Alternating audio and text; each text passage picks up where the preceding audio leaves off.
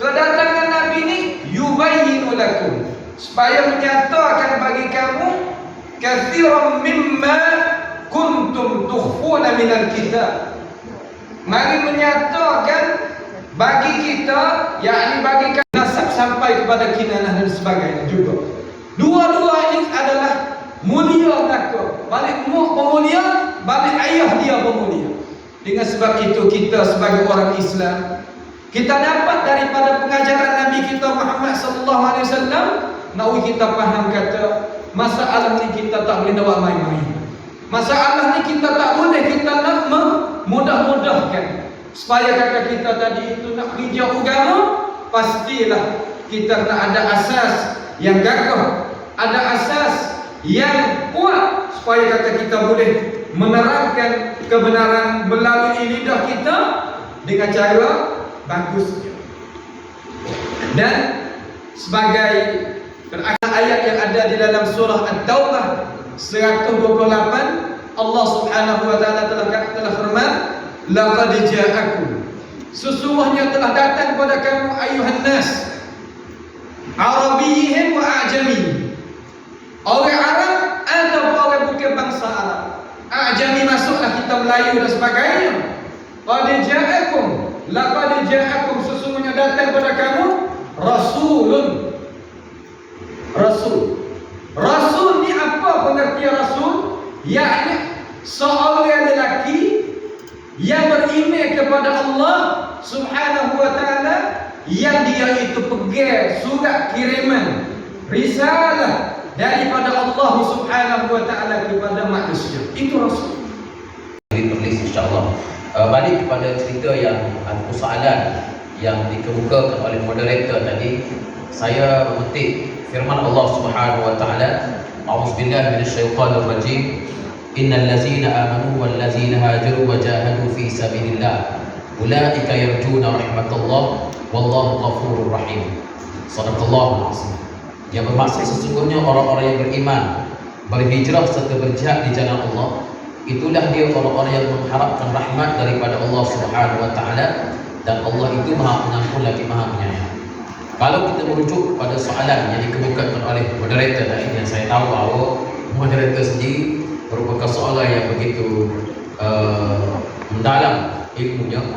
Apabila kita menyebut tentang hijrah ini, dan bila saya berada di atas pentas forum seperti ini bersama dengan para asatizah, saya yakin fakta-fakta atau kenapa saya sebutkan ini, kalau ada sedikit sebanyak yang tidak tepat, mohon untuk diperbetulkan. Dan sudah pasti apabila kita bercakap tentang fakta sejarah ini, tak dapat tidak hendaklah dirujuk kepada sumber-sumber yang sahih, dan tidak boleh kita membuat memandai-mandai atas perkara disandarkan pada Nabi sallallahu alaihi wasallam. Sahabat-sahabat yang saya kasih sekalian, kalau kita perhatikan bagaimana di dalam persoalan hijrahnya Nabi sallallahu alaihi wasallam ini, yang disebut oleh moderator tadi, Nabi SAW sebelum itu berlakunya hijrah ke Habasyah, yang dipimpin ataupun yang dianggotai sendiri oleh Ja'far bin Abi Thalib radhiyallahu anhu.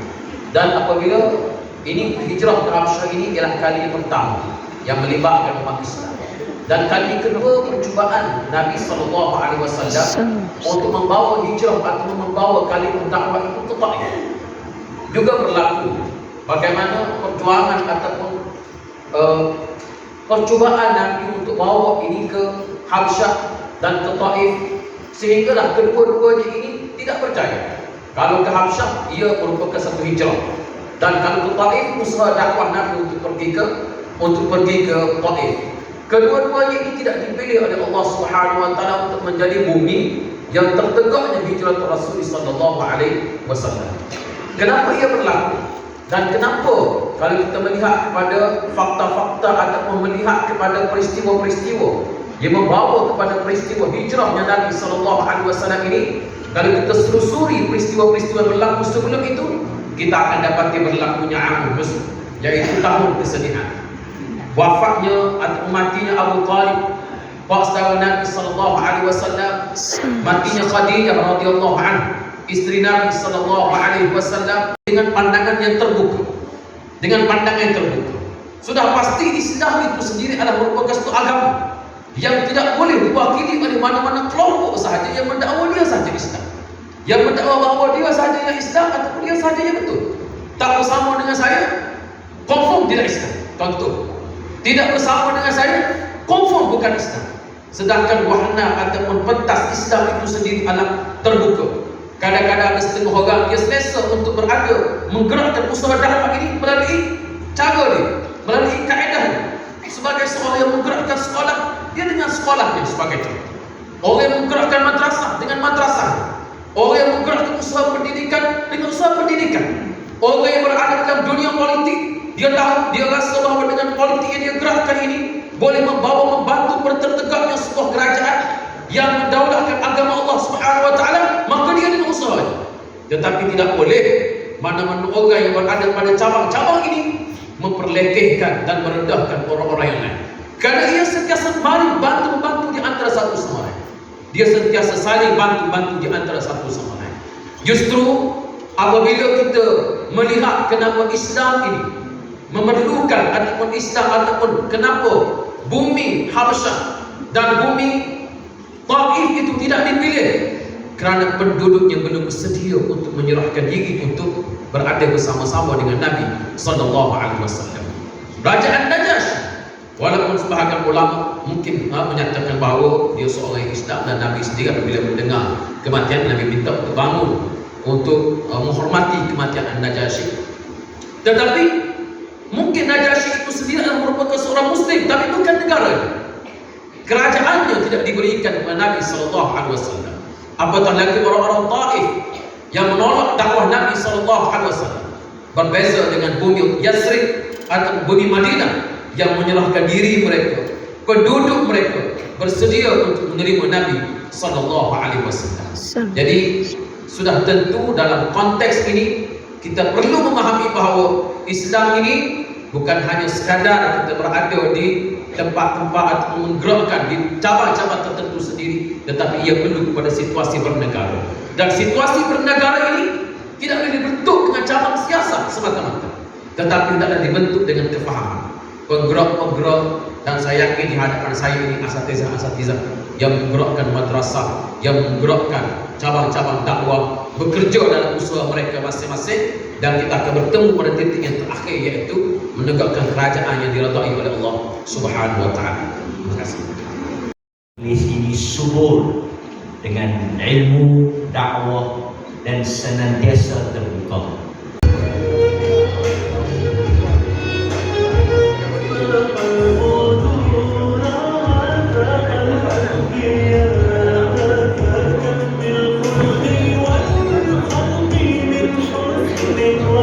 Hadirat yang dihormati sekalian, majlis seperbagai ini akan diteruskan dengan pembentangan daftar jadual yang akan disampaikan oleh Sahib Sama Profesor Arif Perkasa, Datuk Ma'asi dan Jenderal Abidi Mufti Negeri Perlis atas tajuk Bulan Rabiul Awal Peristiwa Perpatan Rasulullah SAW.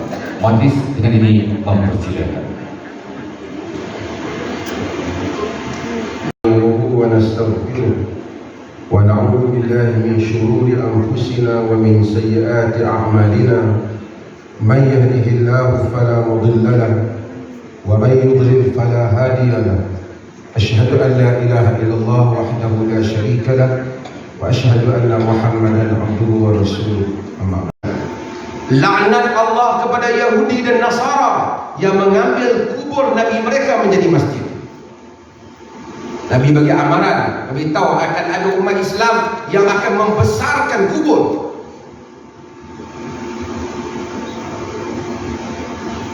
Ini dimahami. Sebagai riwayat, Nabi kata, Allahumma la taj'al qabri wathanan yu'bad. Ya Allah, jangan kau jadikan kubur aku sebagai berhala yang disembah. Ini yang bahaya. Sebab tu bila ramai orang tak pergi buat Mekah tu, dia nak pergi buat kat kubur orang lain. Nabi tahu dah tabiatnya. Tabiat akan membesarkan, ambil peluang besarkan kubur dan kemudian seakan disembah. Nabi minta Allah selamatkan kubur baginda. Alhamdulillah Allah selamatkan kubur Nabi. Kemudian Nabi turun semayang zuhur. Lepas Nabi turun semayang zuhur, Nabi naik balik atas mimbar. Nabi pesan, Nabi kata Nabi nak berpesan tentang orang Ansar. Dan banyak dalam pesan Nabi, usikum bil Ansar, aku nak pesan kamu tentang orang Ansar. Ini istimewa orang Ansar. Nabi kata innan nas yaksurun wa taqil Ansar. Orang ramai akan bertambah-tambah, Ansar akan jadi sikit. Hatta yakunu kal milh fi ta'am, hatta orang Ansar tu jadi sikit macam sikitnya garam pada makanan. Nabi kata faman waliya minkum amran yadurru fihi ahadan aw yanfa', siapa yang dapat kuasa nanti yang boleh mengenakan manfaat dan mudarat, yakni boleh ambil tindakan kat orang, falyaqbal min muhsihim, terimalah kebaikan orang Ansar, wal tajawaz an musiihim, dan maafkanlah kalau ada orang Ansar buat salah. Oh sayang Nabi kat orang Ansar, duk teringat orang Ansar.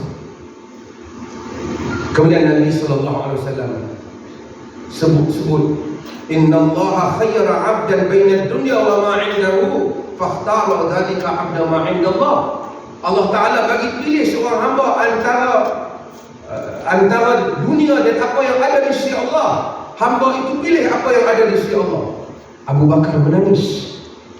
Sahabat dan Abu Sa'id kata, heran, Nabi cakap apa yang Abu Bakar nangis apa? Mayukika hadha syekh, nak nangis apa? Nabi cerita Allah bagi pilihan dunia dan akhirat.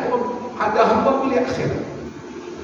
Kata Abu Sa'id, akhirnya kami faham. Al-Mukhayyar, orang yang Nabi kata yang dipilih-pilih itulah Nabi.